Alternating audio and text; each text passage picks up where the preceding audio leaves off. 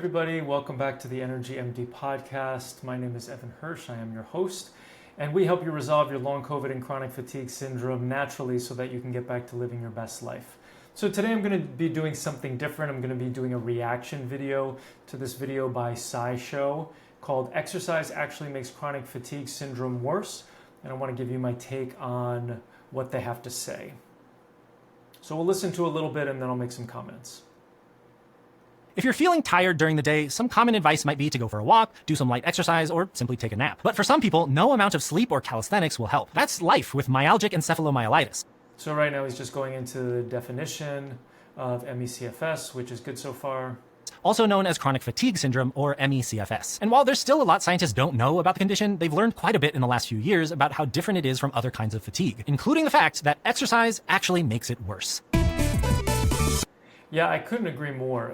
This is one of the things that really gets me upset when I hear that people are going to their providers and their providers are saying that you should increase your exercise and that's actually going to be helpful. And we'll talk more about the mechanisms in a bit and some of the challenges with some of the research.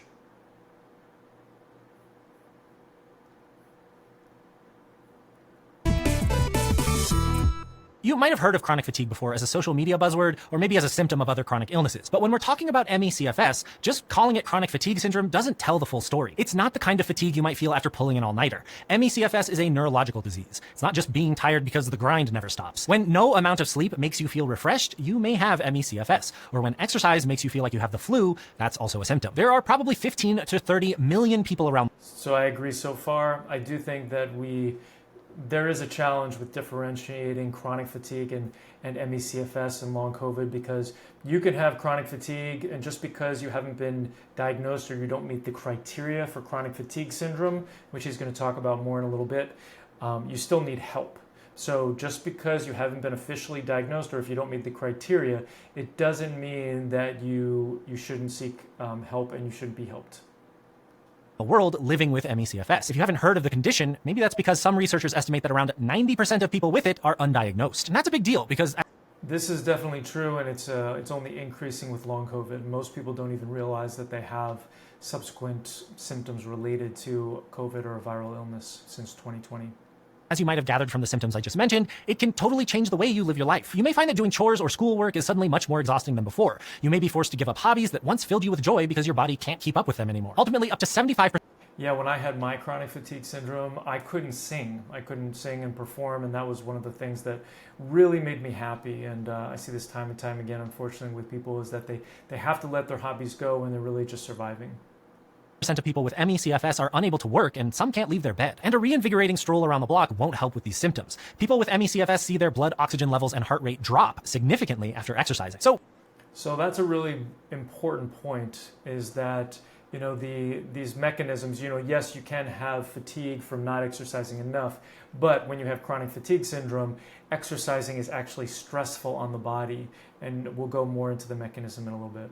Pretty much the opposite of how you'd want to feel after a workout. One of the most characteristic symptoms comes after physical or mental strain. It's called post-exertional malaise, or PEM, and it's a huge debilitating result of ME/CFS. It can happen when you've spent a lot of energy of any kind, including exercise, writing, sensory overload, or stress. But it can be difficult for people with ME/CFS to realize what caused that response, because PEM usually doesn't show up until about 24 hours after whatever happened to trigger it. So living with ME. So this is all true, and what he doesn't speak about, well, let's just check. CFS comes with a good amount of detective work to figure out what triggers your symptoms and whether they're even symptoms of the condition or something else entirely. The whole diagnosis. So anything that can be stressful on the body, whether it's mental, emotional, or physical, is going to end up making you feel worse.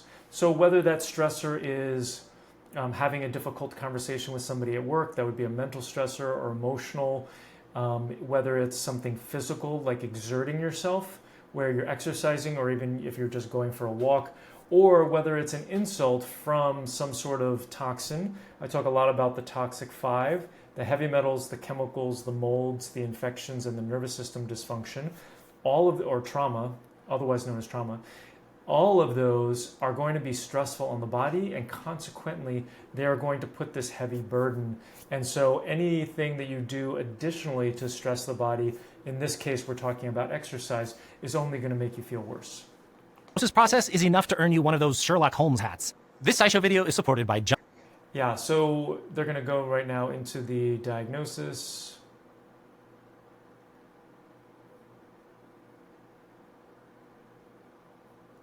ME/CFS comes from a combination of both genetic and environmental factors, but it's most often triggered by an infection from another. So it's about 20% genetic and 80% environmental, with the environmental being what I call the toxic five: heavy metals, chemicals, molds, infections, and nervous system dysfunction or trauma. Right now he's going to talk about the most common one, which is an infection typically from Epstein-Barr virus, but it can happen from any of the toxic five that I've just mentioned. Disease. Epstein-Barr virus, the virus that causes mono, is one of the more common culprits for triggering ME/CFS. To be clear, not everyone who gets mono will develop it, but for the people who do, it can be confusing and frustrating. Yeah, so the question is, why do some people who get mono, why do they end up developing it? Why can't their immune system end up getting rid of the Epstein-Barr virus? And this is because the other toxic five are present. If you have heavy metals, chemicals, molds, other infections, nervous system dysfunction, or trauma, those are all going to cause immune system dysfunction, nervous system dysfunction, and consequently, when you get a particular infection, whether it's Epstein-Barr, whether it's COVID, whether it's a parasite, whether it's bacteria, Lyme, whatever, the immune system is not functioning correctly to be able to get rid of that particular infection, and then the infection can go deeper into the body and persist. Frustrating to feel like you're not getting better while other people recover in a few weeks. Plus, ever since the COVID-19 pandemic, doctors have found that more and more people are developing ME/CFS after being infected with SARS-CoV-2. In general, and this is really important because a lot of people, and I've done a video on this previously, you can search for it, but the difference between long COVID and ME/CFS is very subtle. The only difference really is this trigger, where COVID is the trigger, and for people who've got ME/CFS who've had it before 2020, they have a different trigger. They might have been a different COVID virus or a coronavirus, or it might have been Epstein-Barr, or it might have been any one of the toxic five. Could have been the straw that broke the camel's back, but the reality is that the stage was already set because there was already some of the toxic five present. And the same thing goes now for long COVID, where the toxic five is present and then COVID becomes the straw that breaks the camel's back. long COVID is the term used to describe when you have symptoms that don't go away for at least 3 months after getting COVID. ME/CFS is just one possible outcome that falls under the general umbrella of long COVID. In fact, some studies suggest that half of people who have long COVID also meet the criteria for ME/CFS. Yeah, I would definitely agree with that. And he's going to go into the diagnostic criteria for ME/CFS, where the difference really is having certain symptoms for up to 6 months versus in long COVID, where it's at 3 months right now. Why that difference? I think it's just because it's become frank to us that we need to move more quickly, since we're seeing so many people who are struggling with long COVID. There are some notable overlaps in symptoms, namely cognitive impairment, reduced blood flow to the brain, and fatigue. They can be tricky to tease apart because we're not entirely sure what's going on in the body that leads to ME/CFS. One possibility is that an infectious virus can switch on a gene that messes with your immune and nervous systems. ME/CFS is classified as a neurological. Yeah, that's an interesting theory. This idea about having an infection that switches on a particular gene. But the reality is that it's more about having toxins and infections in the body that end up causing inflammation. So if we work backward from symptoms, every symptom is caused by inflammation. And inflammation is the immune system's reaction to something in the body. And it just depends on where it is in the body that ends up determining where the inflammation actually happens. So if you've got pain in your joints, your thumb joints, let's say, and that there is potentially an infection that's in that area, the immune system is trying to get rid of that infection, so it's mounting a response. It's causing inflammation as it's trying to get rid of that particular infection. And part of what comes with inflammation is pain and dysfunction. So when functioning correctly, as you probably have heard, inflammation can be a good thing. So if you break a leg, you have inflammation to the area, or let's say you get a big scratch or a cut, and you get a bunch of white cells to the area, there's pus, there's red cells, white cells, etc. They're all going to that area to try to heal the area, and then they heal it, and then it's fine. But when there is heavy metals, chemicals, molds, infections in the body in a particular area, the immune system can't get rid of it entirely, and it's stuck in a chronic inflammatory response. It's kind of like the light switch is left on, and there's a lot of inflammation happening, and that causes pain and dysfunction no matter where you are in the body. If that pain and dysfunction and inflammation is damaging the mitochondria, which is found in every cell in the body except for red blood cells, and it makes 70 to 90% of our energy. If that gets damaged, guess what happens? Your energy goes down and you have fatigue. If it gets into the nerves, you may have a neuropathy, numbness and tingling in the hands and feet, or mouth, or head, or wherever. You can also have brain fog if it's getting into the nerves, or if you're getting microclots that are decreasing the ability for oxygen and blood flow to get into different parts of the body, including the brain. Okay, so really important to note that there are these different mechanisms at play, and that it really is more about the inflammation than it is about the infection that's turning on a particular gene, though that might be happening as well. Disease. But that doesn't mean it's independent from the immune system. Some of the most well-known neurological diseases, like multiple sclerosis, work this way too. There's research that yeah, and Lyme disease and some of these other causes are known as the great mimickers, and oftentimes they can mimic other conditions like MS. MS is basically an autoimmune condition where the immune system is attacking the myelin sheaths and it ends up destroying them. Well, oftentimes there's a particular infection or a toxin that's located inside those myelin sheaths, and it's just the immune system doing its job, trying to get rid of these things, the toxins and infections that are in the body that aren't supposed to be there. And the byproduct is that it ends up destroying a part of the body that the infection or toxin is hiding in. Suggests broadly that several cells of the immune system work differently than they otherwise would in people with ME/CFS. Since increased inflammation is a hallmark of the disease, it's worth further research to figure out exactly which immune cells could be problematic here. Ultimately, figuring out what... Well, I'm not exactly sure whether or not that's really important to determine which parts of the immune system are problematic. The reality is that there's inflammation, there's thousands of different immune cells, and they're all trying to do their job of getting rid of crap out of the body that's not supposed to be there, right? That's the immune system's whole job, for the most part, is to get rid of things out of the body that are not supposed to be there, okay? So is it really going to help us determine which immune cells are kind of doing that? I don't think so. I think that's more of an intellectual exercise. But when we talk about getting people better, the reality is working backwards from inflammation to what the causes are, I think, is most successful. Led to your symptoms and getting a diagnosis can be literally exhausting. To get diagnosed with ME/CFS, you have to experience a variety of symptoms from PEM to cognitive dysfunction, lightheadedness when you stand up, and extreme fatigue. Plus, you have to show a specific combination of these symptoms for at least 6 months before diagnosis. And that diagnosis is just the beginning. The next step is learning how to manage your symptoms. One early management idea... Yeah, well, and I would say, so I agree with that diagnosis. You have to have the exhaustion, the post-exertional malaise, the brain fog, the body pain, sleep issues, and you have to have them for more than 6 months. But he's saying, and then the next thing is management. I would say the next thing is actually what is the cause? And so he's using management because that's kind of conventionally understood as the disease needs to be managed. But I can tell you that we're resolving long COVID and ME/CFS every day. You can go to our website at EnergyMDMethod.com/results and find almost 100 testimonials just in the last couple of years and since we've been collecting them. So resolution is definitely possible, but so take this next segment with a grain of salt, because this is the conventional idea around management. Was to make patients slowly increase the amount of exercise they did until they could tolerate a healthy amount. If that sounds like a bad plan to you, given what we know about ME/CFS, you'd be absolutely correct. While this type of increased exercise can be helpful for physical therapy after an injury, this only makes ME/CFS symptoms worse. You can't run away from low blood oxygen levels, literally. Unfortunately, this idea... Yeah, that's very funny and unfortunately also very true. And unfortunately, way too many practitioners still believe that if you exert yourself, that'll end up causing what's called a hormetic reaction or hormesis, where you're basically stimulating the body to regenerate and heal itself.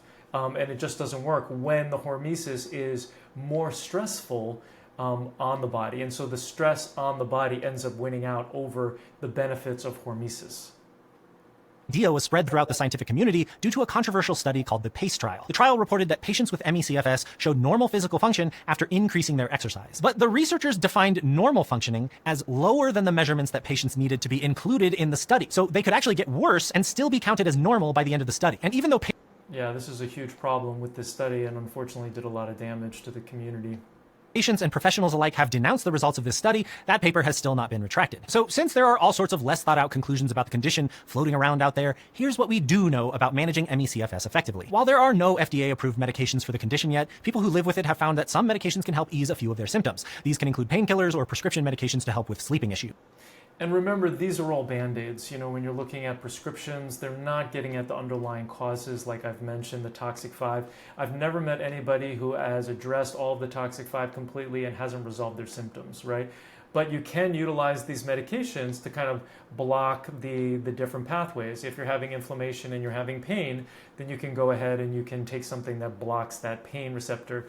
But I just think, as a functional medicine, environmental medicine practitioner, if we can find and address the root causes and we remove that, then we can actually get rid of the inflammation that way.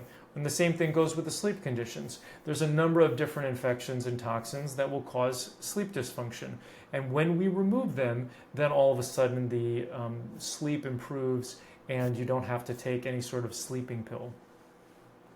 Outside of the pharmacy, patients can adjust their activity to match their energy levels from day to day. Keeping a daily activity log may be helpful for figuring out where any one person's exertion limits and PEM triggers are. And once someone figures out their...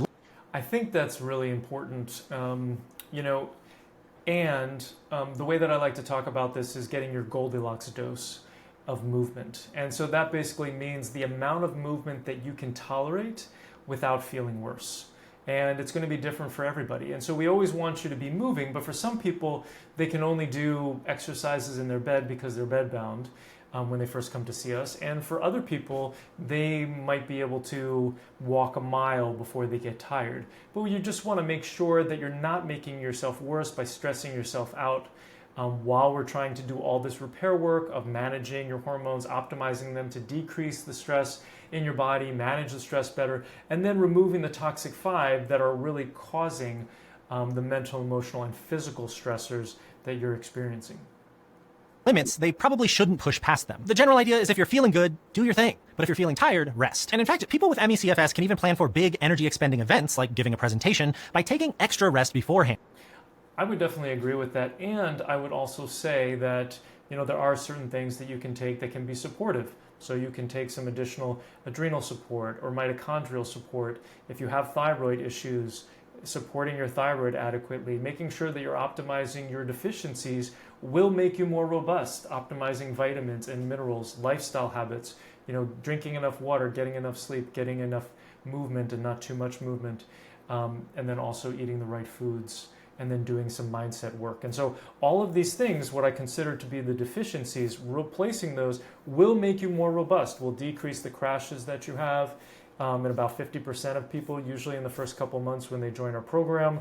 And those can really allow you to function better in your day-to-day life so that you don't have a crash when you're trying to put on a presentation like they're demonstrating here. This way, they can minimize the chance of triggering a PEM flare as much as possible. With the boom of people getting diagnosed with ME/CFS since the pandemic, a lot more research needs to be done. But as we learned from the PACE trial, those studies should keep actual patient experiences in mind. If you don't have ME/CFS, exercise is often still the best medicine, at least preventative medicine. But if exercising... Well, and I would say, if somebody has chronic fatigue, that isn't the case. So if you've got chronic fatigue, if you do feel worse when you exert yourself, when you have PEM or post-exertional malaise, then you really need to watch how much you're exerting yourself and don't go beyond that. So it's not just if you have ME/CFS or long COVID, it's also if you have chronic fatigue or a number of other symptoms. You don't want to stress out an already stressed out human organism. Is causing damage to your body, trying to push yourself past your limits is not the answer. Sometimes... Yeah, I absolutely agree. And I think that, one of the things that is really common for a lot of people we see with ME/CFS and long COVID is a lot of people are perfectionists. And that was part of my issue, is that I'm a recovering perfectionist as well. And, doing this mindset work and the nervous system retraining work that we advocate in our program can be incredibly helpful for resetting our nervous systems, but we do not want to push past. We want to realize when we are pushing past and take a step back and realize, why are we pushing past? Because the reality is that we are safe, we are loved, we are enough, and we do not have to push in this life in order to deserve love and to be enough. No pain is a lot of gain. Yeah, so hopefully that was helpful for you. I felt like he did a pretty good job with the video, but just wanted to give you my take on that. If this was helpful for you, please give it a thumbs up and hit the subscribe button. And if you are interested in seeing if we can help you out, you can click on the link below, learn more about my philosophy of care, and then get on a free call with me where I'll dive deep into what you have going on to see whether or not we're a good fit to work together. And if we are a good fit, if I believe we are, and if you believe we are as well, then we can talk about what's included in the program, the structure, and then also the investment. So have an amazing day. I'll see you in the next episode. I hope you learned something on today's podcast. If you did, please share it with your friends and family and leave us a 5-star review on iTunes. It's really helpful for getting this information out to more people who desperately need it. Sharing all the experts I know and love and the powerful tips I have is one of my absolute favorite things to do. Thanks for being part of my community. Just a reminder, this podcast is for educational purposes only and is not a substitute for professional care by a doctor or other qualified medical professional. It is provided with the understanding that it does not constitute medical or other professional advice or services. Thanks for listening and have an amazing day.